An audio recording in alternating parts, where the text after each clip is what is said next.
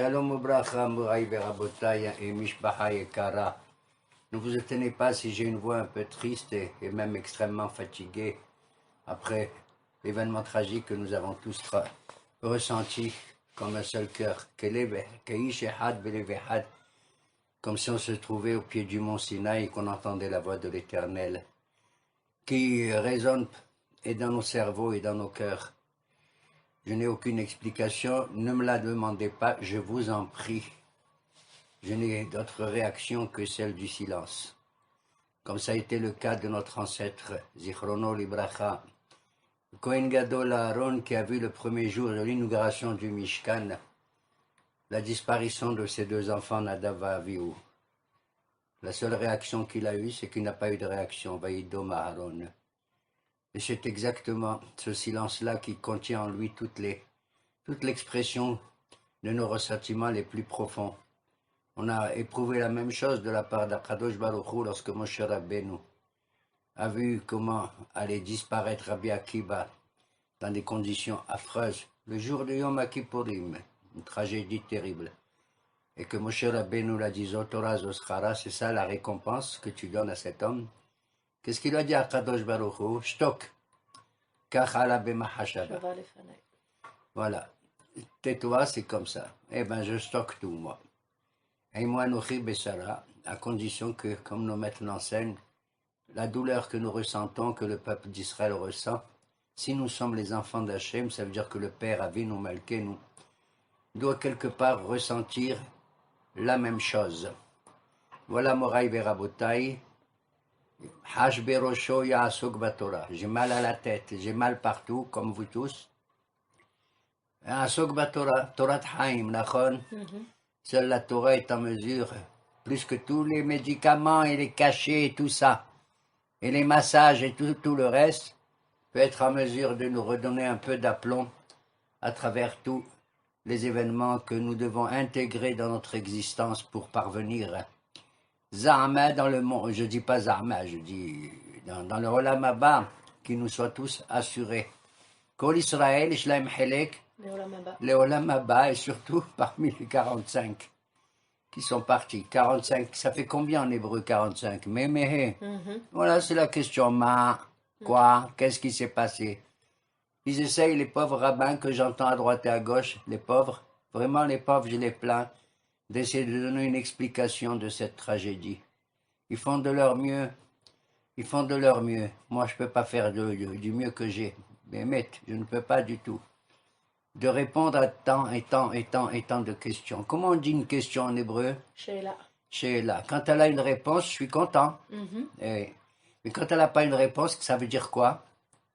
Ça veut dire que le mot Sheila, où il y a tant de questions sans réponse, c'est la tragédie la plus grave, ça vient du mot Sheol. Que Dieu préserve, c'est le Gehinam. Le vrai Gehinam, c'est de vivre dans un monde de questions. Voilà pourquoi à Pessah, les enfants ils posent des questions, oui ou non? Hein? Le Hacham, il dit, le Racha, il dit, Mazot et ça, quoi? Et on lui répond.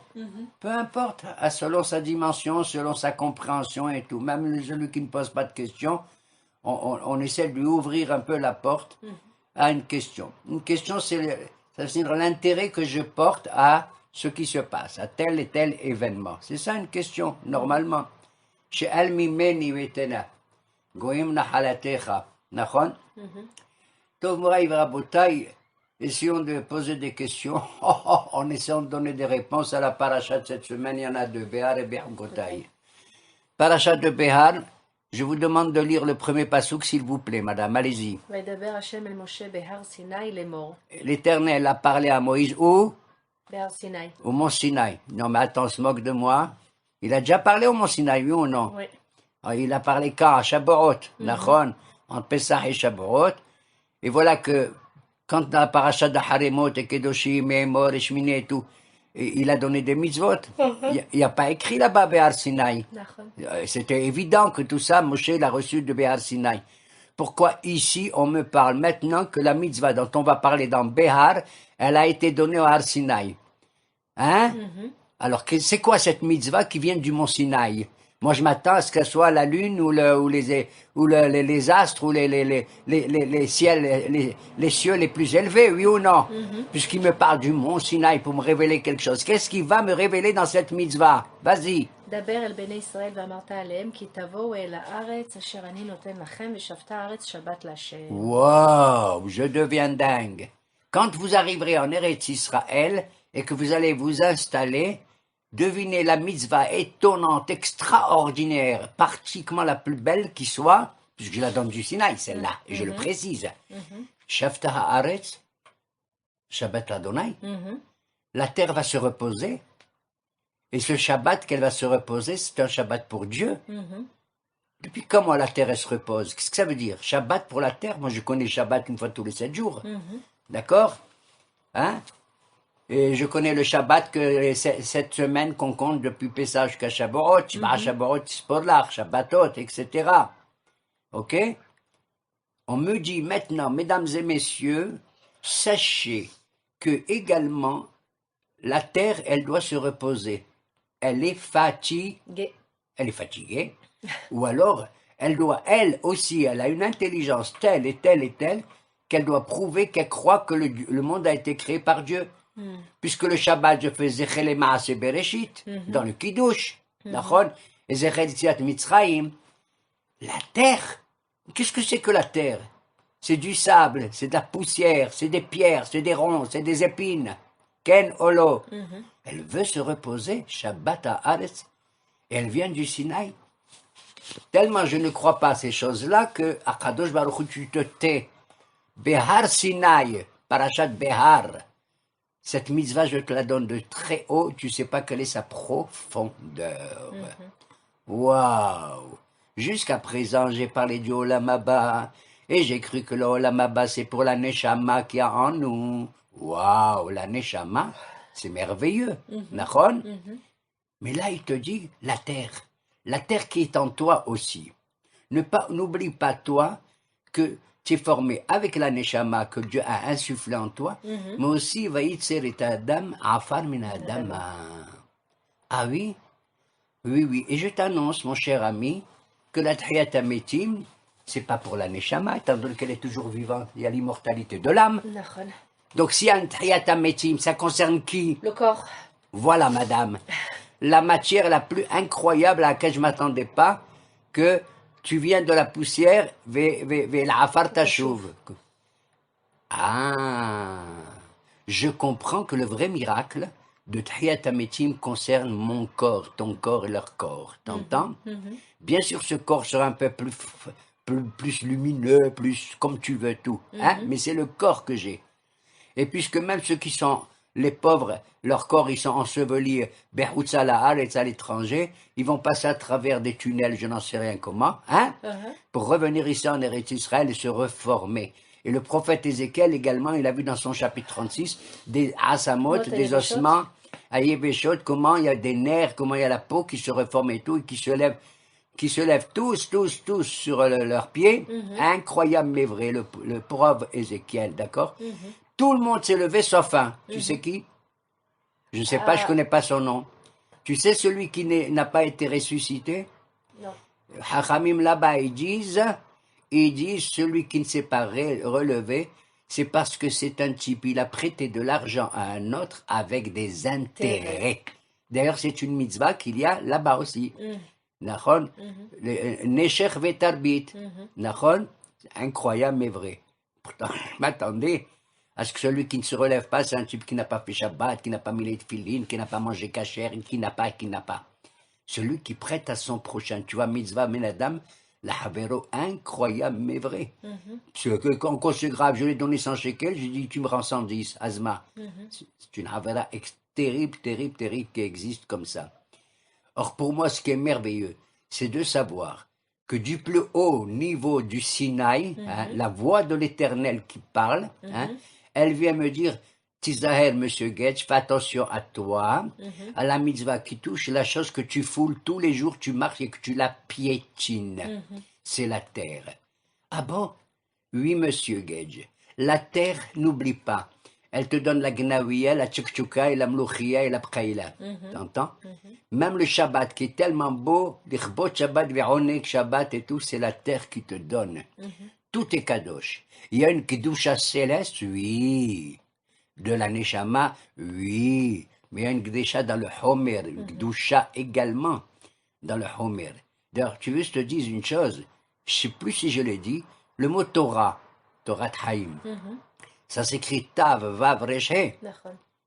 Qu'est-ce qu'il y a avant les lettres de ces 4 lettres? Tav, Vav, Resh, He. Avant le Tav, qu'est-ce qu'il y a? שין, Avant le Vav, ה', avant le Resh, קוף, et avant le He, ד', ça donne קדושה. Kedusha.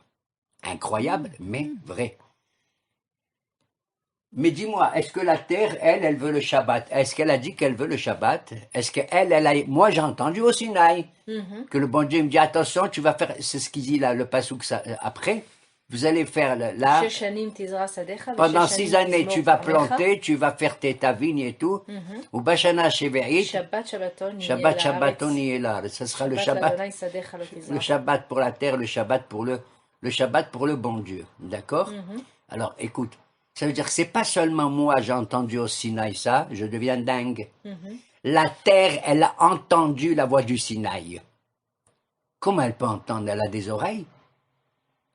Mais la terre, c'est quelque chose qui est dans le hukim, dans le déterminisme.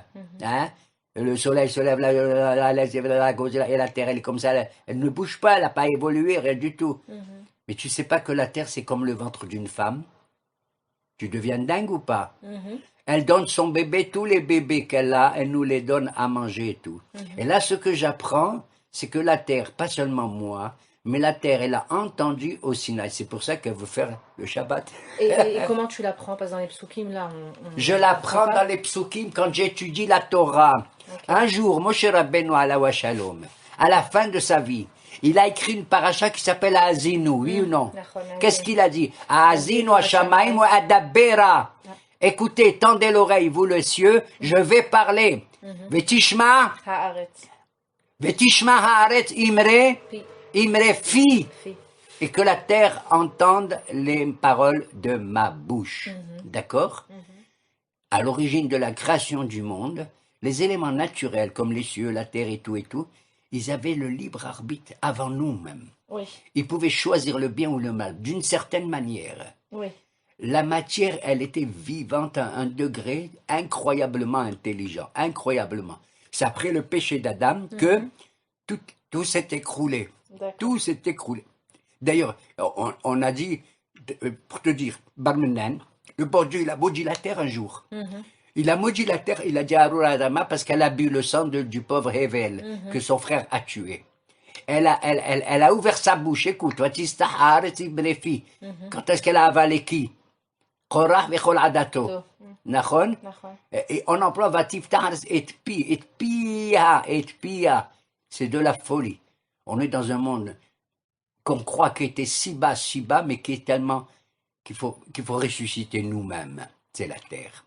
Mamash qu'il faut ressusciter et prendre en considération que, au bout de 7 ans, elle aussi doit être mise en jachère et quelque part se reposer. Voilà pourquoi j'avais jamais compris une phrase que les Hachamim ils ont dit. Avant que Dieu ait donné la Torah, qu'est-ce qu'il y a dans l'homme? Avant même qu'on reçoit la Torah, quelles sont les lois que nous avons? Pas les lois. לישיבת מצוות בני נוח. Derech Eretz Kadma la Torah. Je te traduis, ma chérie. Qu'est-ce que ça veut dire Derech Eretz? La voie de la terre. Le chemin Le chemin. de la terre. T'as compris? C'est-à-dire, si tu reconnais le chemin de la terre, hein, ça a précédé toutes les lois de la Torah, puisque les lois de la Torah, le si et tout, ont été données à Moshe après 26 générations. Donc, il y a quelque chose de prodigieux dans cette mitzvah que personne ne pouvait considérer comme étant importante, qu'on appelle la Shemitah. La Shemitah, une fois tous les 7 ans. Tiens, j'ai trouvé un remède extraordinaire. Quand je dis j'ai trouvé, je ne sais pas par vanité que je le dis. J'ai pas dormi de ça. La Shemitah, c'est quoi? C'est savoir se retenir et ne pas travailler la terre. laisse-la se reposer. Comment tu écris Shemitah? Shin, Mem, Yud, Tet, He. Ça fait combien en valeur numérique? En gematria? Shin, Ça fait 340, Mem, le Yud, 9, 350. 350 était 9, 359. Et le He, 5. 300? 64. C'est quoi 364? C'est la valeur numérique de l'année, Shana, avec le Kollel. Oui, T'entends? avec le Kollel. Quoi? Le Kollel, t'es pas d'accord? À peu près, à peu près. J'avertis les Haramim que tu es contre tout le Kollel.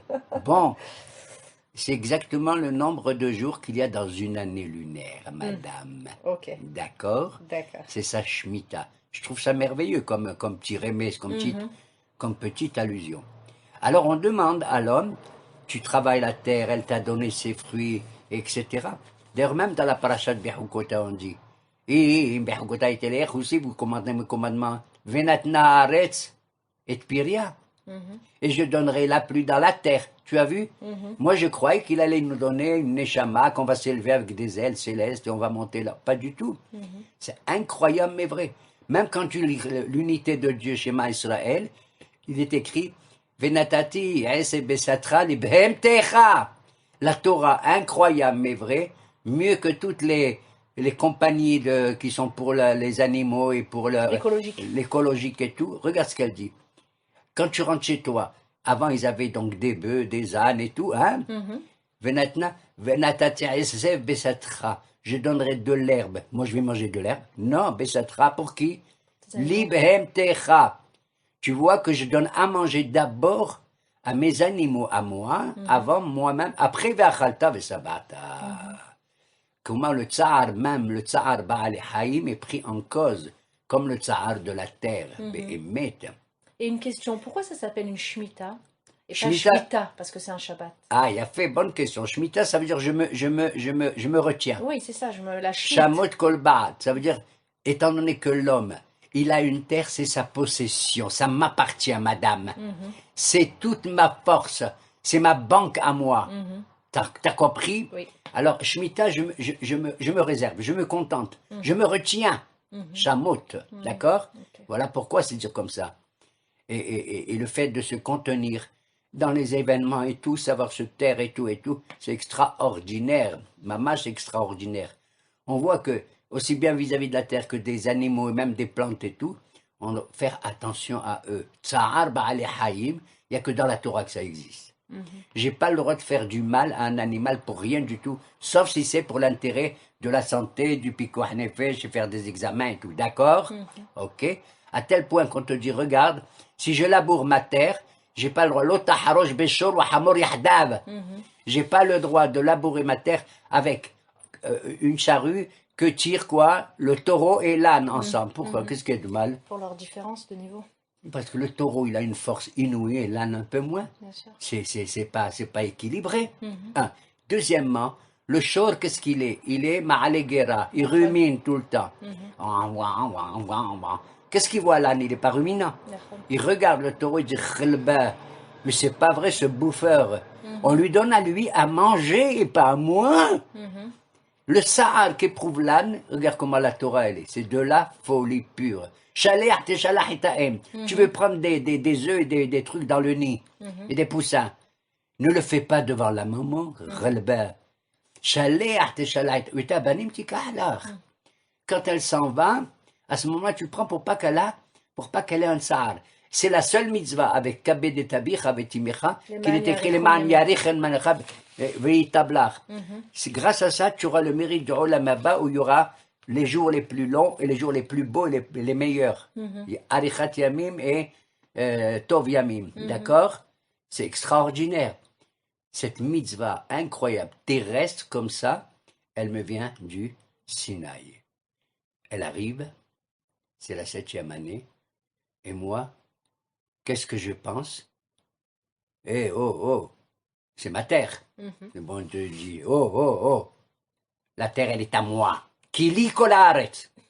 Oh, c'est ma propriété.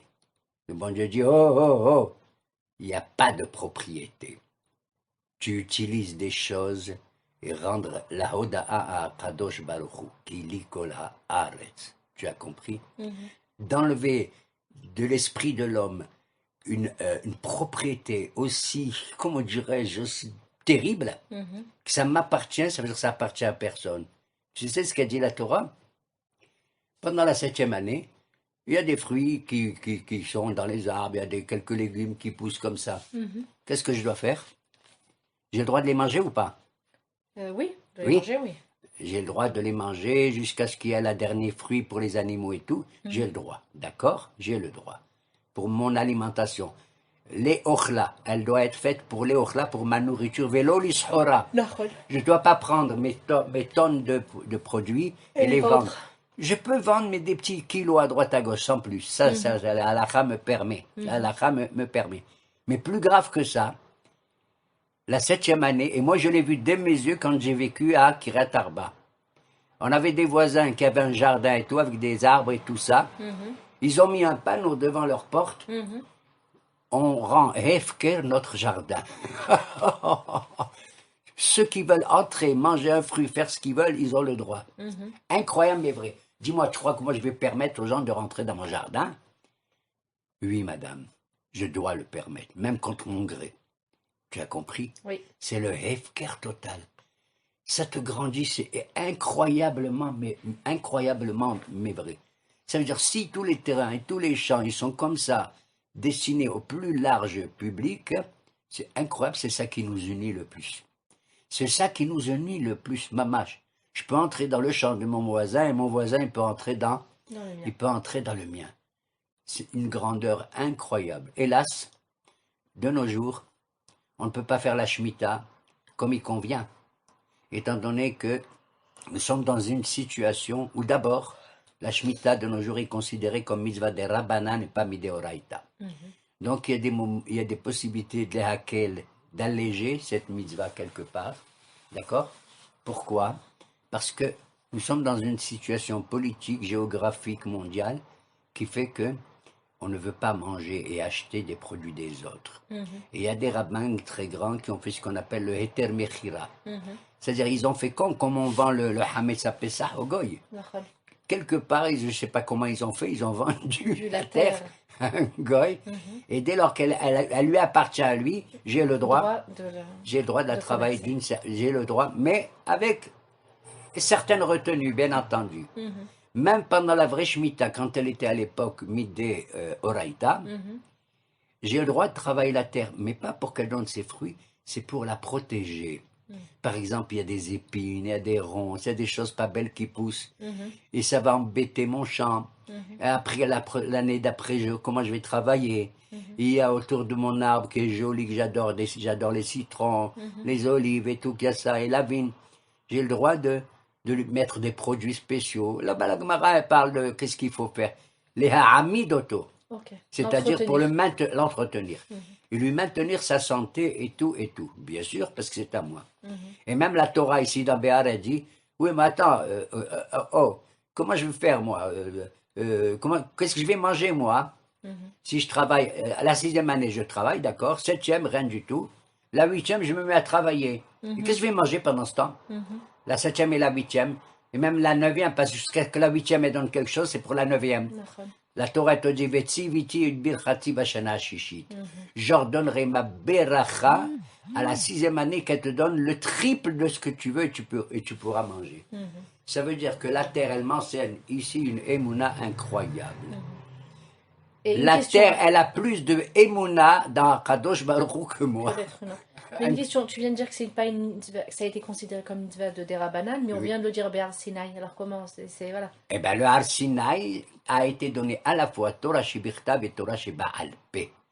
Et dans les deux cas, il y a des mitzvot qu'on appelle des Rabbanan et des mitzvot qu'on appelle Mais même les mitzvot des Rabbanan, elles ont été données au Sinaï. Qu'est-ce que tu racontes? On fait beaucoup de choses de nos jours qui sont des Rabbanan et elles ont été données au Sinaï. C'est-à-dire, que ça veut dire des Rabbanan? Je vais t'expliquer. Torah Shebichtav, paf! C'est écrit, noir sur blanc, je m'en fous. Ben là, c'est écrit. Ça ne change pas, écoute-moi. Oui, non, mais ça a été écrit l'origine, le klal de cette mitzvah, mais pas les détails, d'accord? Ok. Oui, c'est comme par exemple, je vais te dire, Le Sefer Torah, d'accord? C'est des lettres, c'est des mots, noir sur blanc, D'accord. d'accord? Est-ce que tu as le droit d'enlever une lettre ou d'ajouter une lettre? Non. Ah, donc c'est Midatadin. Donc c'est Mideoraita, ce qu'on appelle. Mais elle a été donnée Milemala le mata, de haut en bas, Ok. du côté du Midatadin. Comme le bon Dieu a créé Midatadin, le monde, il a vu que ça tenait pas le coup. Alors tu vois qu'il a fait le monde Miderabanan, c'est-à-dire Shite Foto Rahamim. Il a mis du Rahamim dans le Din. Et de la même manière, la Torah Shebirtav, elle te donne des principes généraux. Des fois même pour le Shabbat, elle te dit rien du tout. Je sais même pas quels sont les travaux interdits du Shabbat. Elle te dit, il faut faire Shabbat et puis c'est tout. Il ne fait pas du feu, c'est tout. Et pourtant, Shabbat, c'est des Oraïta. Shabbat, c'est des Oraïta, oui, et il y a des mitzvot qui découlent elles-mêmes de Torah Sheba Alpi qui sont aussi midoraïta, Ok. et d'autres qui sont miderabanan. Non, parce que là, quand même, c'est assez détaillé, la mitzvah. Je voulais t'expliquer que justement, la Torah, c'est un Sefer Torah, tu peux rien changer. Oui. Eh bien, étant donné que tu me donnes, bon Dieu, une Torah où je peux rien changer, je la refuse. Ok. Est-ce que ça s'est passé ou pas? Oui. Exactement. Ouais. Il leur a dit, si vous n'écoutez pas, je vous renverse la montagne sur votre tête. D'accord. Et il a vu qu'on a dit quoi? Alors, on t'a dit Naase Benishma et tout et tout. D'accord. Eh bien, il a fallu attendre le Kippour d'après pour recevoir les Lochotchniyot. D'accord? Ils ont fait le Vaudor et tout. Et je ne vais pas m'étendre là-dessus. D'accord. Pour que la Torah qui vient du digne du bon Dieu, du Emet du bon Dieu, soit également acceptée par nous. Elle n'est pas seulement milemala les mata, mais elle doit être milemata les mala. Et le milemata les mala, c'est Torah Sheba Alpé, que nous avons reçu de Moshe Rabbeinu Alahu Shalom. Okay. Tu as compris?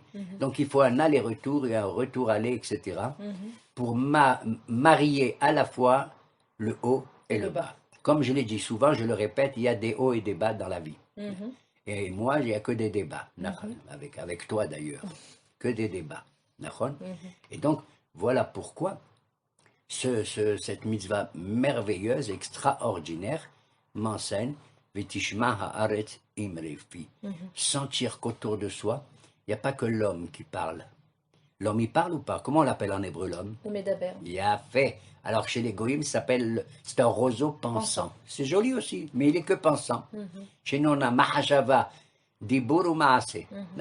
C'est un Médaber. Il y a un type qui a écrit, Alawa Shalom, un livre qui s'appelle Perek Shira. Il me dit, oh, monsieur Goethe, fais attention à toi. Quoi? Il me dit, même les plantes et la terre, ils se mettent à chanter. Les animaux, le soleil et tout, ils se mettent à chanter. Quoi? Les animaux aussi? Il dit, oui, je l'ai déjà dit 1000 fois. Qu'est-ce qu'il dit le chien? Bouh! Venez! Au lieu d'aboyer. Tu sais que les chiens, tu sais qu'il y a une mitzvah de leur donner à manger? Oui. Quand tu fais un abattage, il est tréfa ou nevela, laquelle est tashlichunoto? Je deviens dingue. La Torah me demande, m'oblige à donner aux chiens à manger, parce que moi je ne peux pas manger cette chose. Tu sais pourquoi? Parce que quand on est sorti d'Égypte, madame, les chiens n'ont pas lo yaheratz kelev leshono. D'habitude, ils hurlent tout le temps, les chiens, tu les connais, tout le temps. Quand ils ont vu qu'on sortait d'Égypte, ils n'ont pas ouvert leur bouche. Regarde comment ils ont été incroyables. Ils ont été stupéfiés, émerveillés. Ils ont participé à la sortie d'Égypte. Et regarde qu'on donne un sachar, un salaire aux chiens. Et c'est comme ça dans d'autres situations, qu'on donne un salaire à ceci, à cela. Donc, il y a une vie incroyable, pratiquement d'éternité qu'il y a dans un monde que l'on a cru qui était fermé comme un écran, c'est la terre elle-même. Et voilà pourquoi on fait la Shemitah, et on t'enlève le droit exclusif de la propriété dans un monde, parce que tu n'es que dans ce monde que Ger vetoshav anochi imachem. C'est ce qu'il a dit Abraham Avinu. C'est ce qu'il a dit le bon Dieu. Katem gerim vetoshavim imadi. Il faut savoir qu'on est dans un monde de passage. Et si tu as cette philosophie en toi, eh ben, malgré les drames, malgré les problèmes et tout, tu te dis, ben, c'est comme ça. C'est comme ça.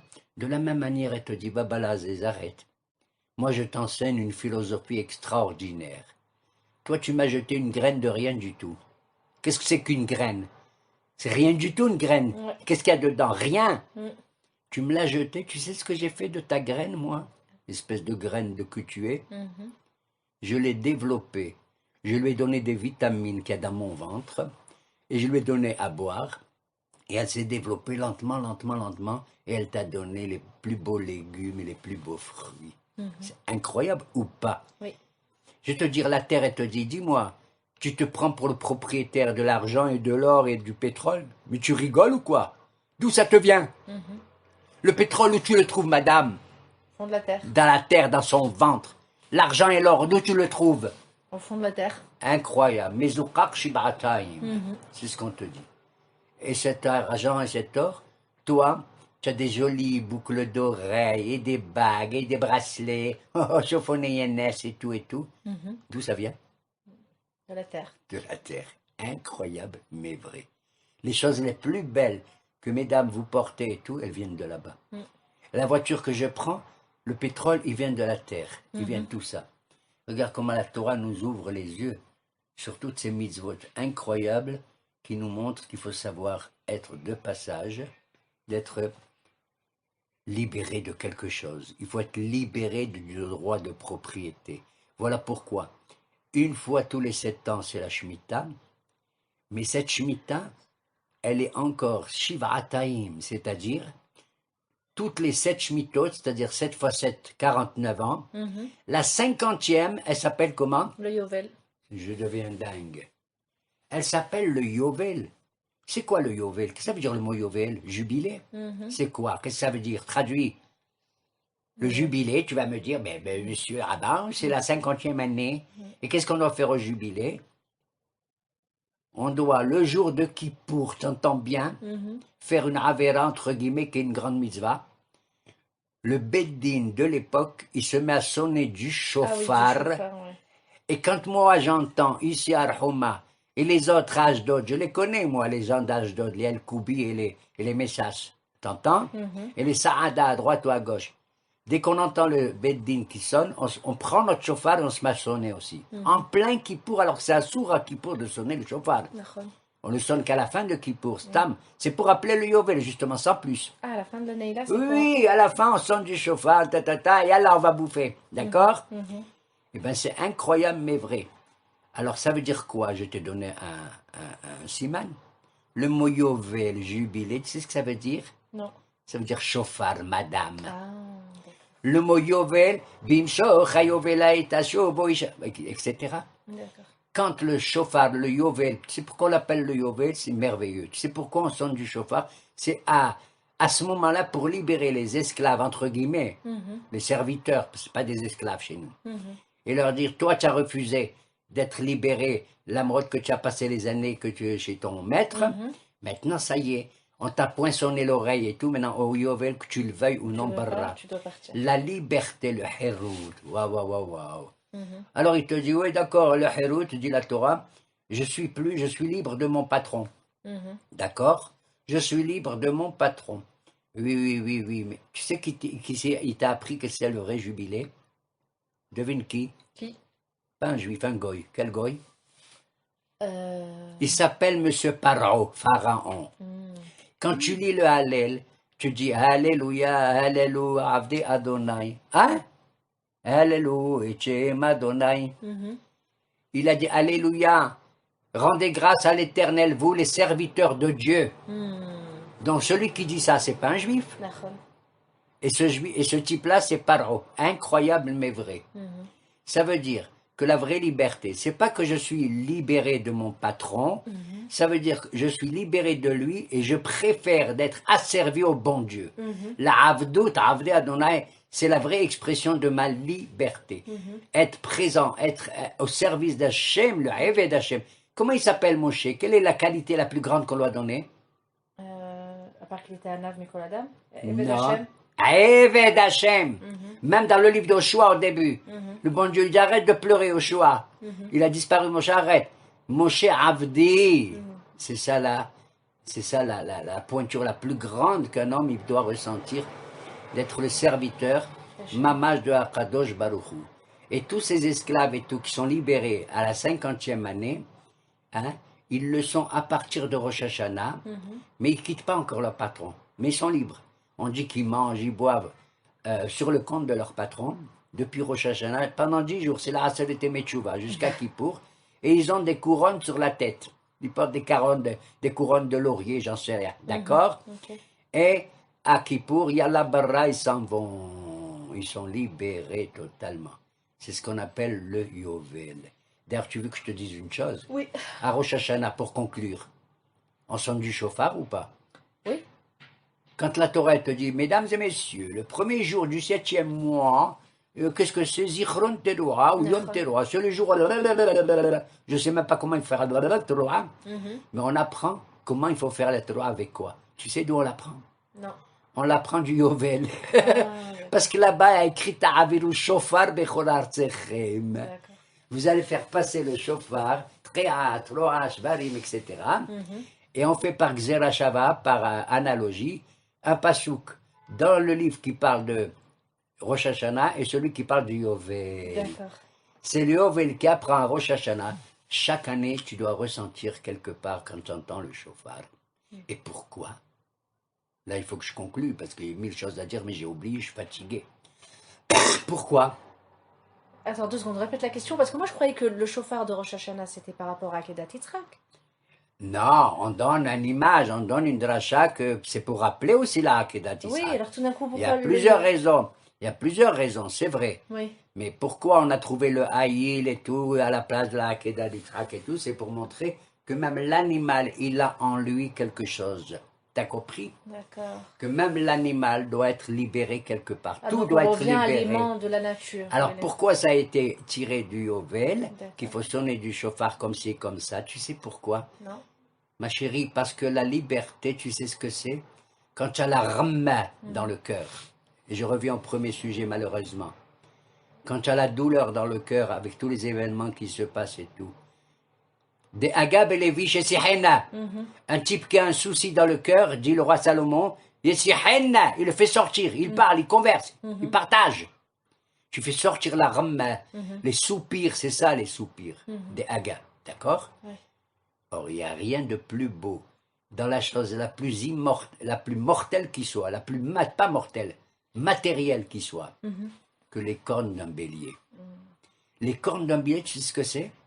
C'est la chose, la matière la plus... Il n'y a rien de vivant. Non, c'est de la C'est même kératine. violent, madame. C'est même violent. Un. Deuxièmement, cette corne, je la prends dans la bouche et je fais sortir quoi? De l'air. T'as compris? Je fais sortir de l'air. Mais comment je la fais sortir? De l'endroit le plus serré, Le plus petit. le plus étroit. Et comment il est chauffé après à la fin? Et il s'élargit. Il s'élargit. Ouh! C'est le Ta'aviru Shofar Bechol Artsechem. C'est ça le sentiment de la vraie liberté. La liberté, c'est de faire sortir la ramma qu'il y a en chacun d'entre nous, dans toutes les circonstances. Et Ratson, que seul Akadosh Baruch Hu sait pourquoi, mais les 45, que Dieu nous pardonne vraiment. On ne sait rien, aucune explication, si ce n'est que nous allons les désigner et encore qu'ils soient tous au Olam Haba, Amen. Tahat Kisea Kavod. Tu sais que Kavod, quelle est la gematria de Kavod? 32. D'accord. Bon, j'ai fait exprès parce que moi j'ai étudié moi la Torah avant. Kavod c'est 32, tu sais. Il y a eu 24 000 qui sont morts du temps de Rabbi Akiba. Tu sais quand est-ce que ça s'est arrêté? Au 33e jour de qui? Que c'est Rabbi Shimon Bar Yochai. Et donc au 32e jour, tout s'est arrêté. Lev, 32. Kavod, c'est 32. Exactement 32. Entre le Lev et le Tov, c'est les 49 jours de la Shemitah et de Shavuot. T'as compris? Parce qu'un jour, un rabbin, il a dit à ses élèves, des grands Talmidei Haram, dites-moi, quelle est la qualité la plus belle? Un, il a dit, ben, c'est d'avoir un beau voisin. Bon, j'ai un bon voisin, Shachen Tov. L'autre, il a dit, non, non, Haver Tov. Très bien. L'autre, il a dit, Ain Tova, un bon œil. Très bien. Le dernier, je crois que c'est Rabbi Hazar ben Arach, il a dit, pas du tout. Lev Tov. Et ça me rappelle les jours qui séparent Pessah de Shavuot. Et au milieu, il y a le Lev de Gal Lag BaOmer, de Rabbi Shimon Bar Yochai, comme il est dit, Lag Sameach le Kulam, Nachon, Lag Sameach, Lamed Gimel, je change les lettres, Gimel Lamed, Gal Einai, Ve'abita Niflaot Mitoratecha. Ouvre mes yeux et j'apprendrai les merveilles de Niflaot Mitoratecha de ta Torah. Et Ratzoy Morai